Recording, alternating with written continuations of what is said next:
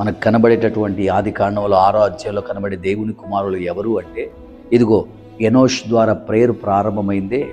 ఈ ప్రేయర్ ద్వారా బలపడిన హానోకు గారి ద్వారా అనేక మంది దేవుని కుమారులుగా దేవునికి దగ్గరగా వచ్చారు, ఆయనలో బలపడ్డారు.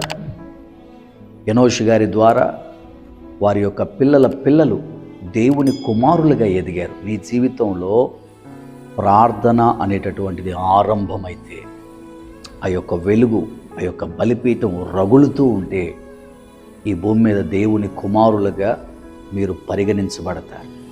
దేవుని కుమారులంగా మనం పరిగణించబడతాం.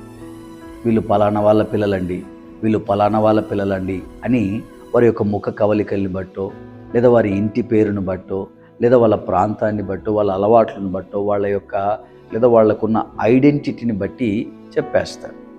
మరి దేవుని పిల్లలు అని ఏ ఐడెంటిటీతో చెప్పగలరు అంటే, ఇదిగో ప్రార్థనా జీవితం ఏ వ్యక్తికైతే ఉంటుందో, ఏ వ్యక్తి అయితే ఆయనతో నడుస్తారో వారు దేవుని పిల్లలుగా పరిగణించబడతారు. దేవుని ఆత్మ వాళ్ళని నడిపిస్తుంది. అది ఆరంభం, ప్రేయర్ చేయడం. ఆ ప్రేయర్ అనేటటువంటిది హానోకు గారిని, నేటికి హానోకు గారు సజీవంగా ఉన్నారు పరలోకంలో.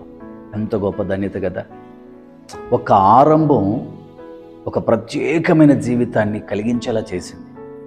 అరుణోదయం అన్నా చూస్తున్నటువంటి మీరందరూ కూడా ప్రారంభించండి. ఇది మీకు ఒక ఆరంభంగా మారాలి. జనరల్గా చేసే ప్రేయర్స్ కాదు, పర్సనల్గా మీకు దేవునికి మధ్య ఒక వారధి, అది మిమ్మల్ని బలంగా నిలబెట్టాలి. ఆ వారధి మిమ్మల్ని ఒక ప్రత్యేకమైన స్థానంలోనికి తీసుకెళ్ళాలి, దేవునితో నడిచే అనుభవాల్లోనికి. ఒకవైపు ఫ్యామిలీని నడిపించుకుంటున్నారు హానోకు గారు, మరొక వైపు దేవునితో నడుస్తున్నారు. ఒకవైపు అనేకుల్ని ప్రభు కొరకు నిలబెడుతున్నారు, మరొక వైపు దేవునితో నడుస్తున్నారు. అనేకులను దేవుని పిల్లలుగా, దేవుని కుమారులుగా చేయగలిగారు. ఒక్క ప్రార్థన ఇంత గొప్ప కార్యాలను జరిగించింది.